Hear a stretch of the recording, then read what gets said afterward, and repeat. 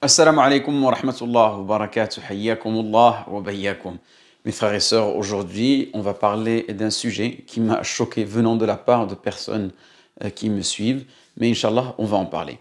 Beaucoup de musulmans, par émotion, en arrivent à élever Hassan Nasrallah au rang, écoutez bien, de shahid, de martyr.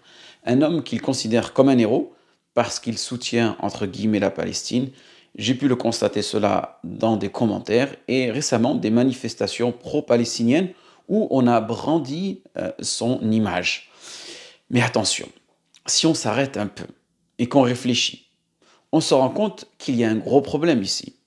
Un homme qui a fait couler le sang de nos frères en Syrie, en Irak, au Liban, et dont son dogme aussi, comme je l'ai mentionné dans certaines vidéos, son dogme est à désirer en termes de i'tiqad, en termes de croyance, sa position par rapport aux compagnons, radiyallahu anhu, comment certains peuvent le considérer comme un martyr, comme un shahid. On va éclaircir ça aujourd'hui, Inch'Allah, on va éclaircir, donc restez bien avec moi jusqu'à la fin de la vidéo. On le sait, la Palestine, c'est une cause qui touche tout le monde. Tout le monde est concerné. Mais dans cette émotion, il y a des frères et des sœurs qui se laissent emporter,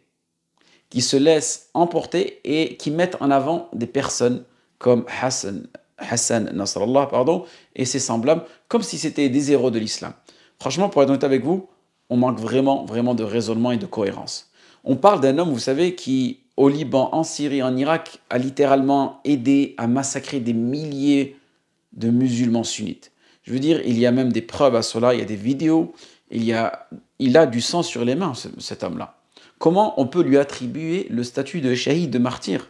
La cause palestinienne, elle est noble, c'est sûr, mais ça ne veut pas dire qu'on peut fermer les yeux sur le reste. C'est ça le problème quand on se laisse trop emporter par les émotions. On cherche n'importe qui pour défendre la Palestine, même si cette personne a fait des horreurs ailleurs. Et c'est une erreur. Allah barik fikum. Et là, je veux qu'on prenne un exemple simple du prophète Mohammed sallallahu alayhi wa sallam. Après la bataille de Khaybar, il y a un compagnon qui est mort. Et tout le monde pensait que c'était un martyr. Ils en étaient sûrs. Donc là, je vous parle d'un compagnon, je ne vous parle pas de Hassan Nasrallah. Le prophète sallallahu a dit, non, il est en enfer, huwa finnar.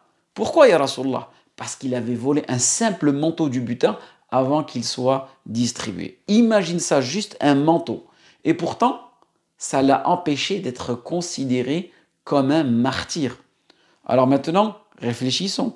Si le messager sallallahu alayhi wa sallam a dit ça pour un homme qui avait juste volé un manteau, qu'est-ce qu'on peut dire d'un homme qui a du sang musulman, sunnite, sur les mains? Des milliers de nos frères et sœurs sunnites qui ont été massacrés. C'est quoi cette incohérence ici? On ne peut pas par simple émotion appeler une personne shahid, martyr, quelqu'un qui a fait des choses aussi graves. C'est là où on doit être rationnel et juste.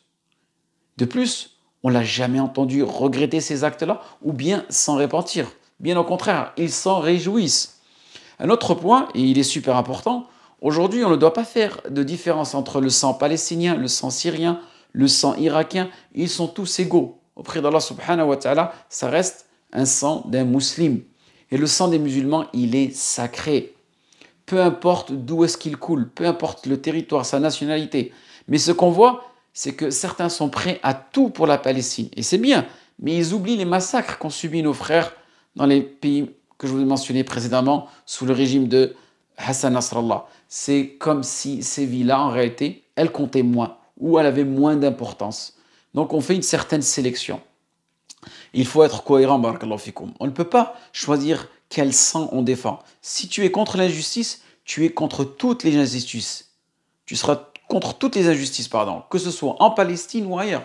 Maintenant, est-ce que ça veut dire qu'on ne peut pas reconnaître une action positive de Hassan Nasrallah parce qu'il a aidé la Palestine? Non, bien sûr que non. On peut dire, ok, il a soutenu cette cause, il sera récompensé dans cette dunya pour ce qu'il a effectué, mais mes frères et sœurs, attention, il y a une énorme différence entre reconnaître une action et attribuer des termes sacrés, shar'i, légitimes, comme le terme martyr, shahid.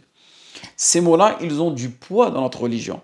Être un martyr, c'est pas juste défendre une cause. Ça implique la droiture, la justice dans tes actes. Et clairement, quelqu'un qui a fait autant de mal à nos frères sunnites ne peut pas être un martyr dans notre dîn. Soyons prudents, Allah ibarik fikum, dans les termes qu'on utilise. Et là, certains pourraient me dire, mais vous, en tant que sunnite, hein, qu'est-ce que vous avez fait pour la Palestine? Mais dans un premier temps, alhamdoulilah, on n'a pas massacré des milliers de Syriens ni d'Irakiens. Ça, c'est clair. Et c'est vrai, on a des manquements, et j'ai fait une vidéo là-dessus, mais on ne fait pas tout parfaitement, comme je vous ai mentionné. Mais ça veut pas dire, pardon, qu'on doit se taire et accepter des injustices. Notre rôle, c'est de faire le maximum en restant fidèle à nos principes, parce qu'Allah, il nous questionnera concernant cela. On doit continuer à soutenir nos frères, que ce soit en Palestine ou ailleurs, tout en étant juste dans nos paroles. Et surtout, restons lucides et nous ne laissons pas emporter par l'émotion au point de sacrifier, hein, de corrompre notre cohérence. Voilà, c'était une réflexion importante que j'avais à partager avec vous. Si ça vous parle, n'hésitez pas à partager cette vidéo et mettez un petit commentaire, hein, concernant cela. N'hésitez pas. Et surtout, restons, hein, justes et solidaires dans ces fitaines que nous sommes en train de passer en ce moment. Waffaqakumullah lima yuhibbu wa yarda. Wa akhiru da'wana anil hamdulillahi rabbil alamin.